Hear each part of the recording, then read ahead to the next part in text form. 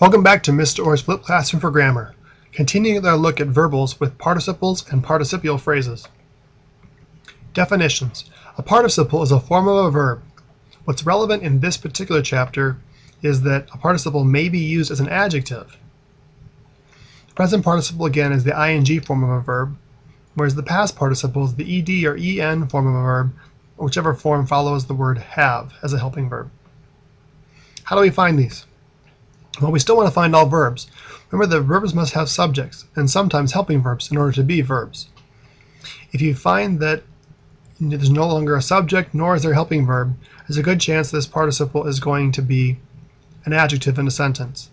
The only other option will be that it's a gerund, as we covered in lesson 1, and the it test will work.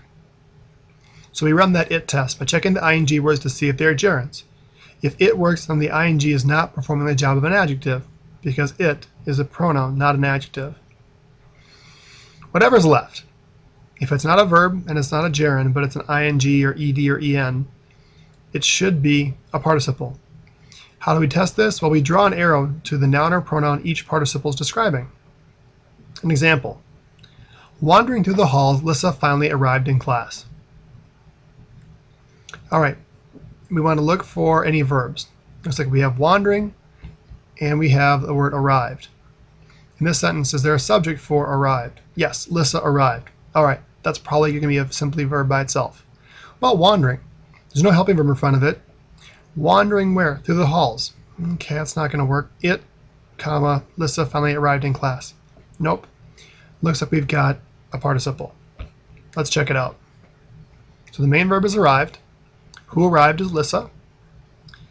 What is the ing word that's not a verb? This is wandering. Anything explaining wandering? Wandering through the halls? Who was wandering through the halls? Lissa. So in this sentence, the participial phrase, wandering through the halls, is actually describing the noun Lissa. This might take a little bit more practice because there's multiple steps here. We want to make sure we're actually finding that, as well as trying to ignore my cat. In case you want to know, her name is Paris. Good hunting!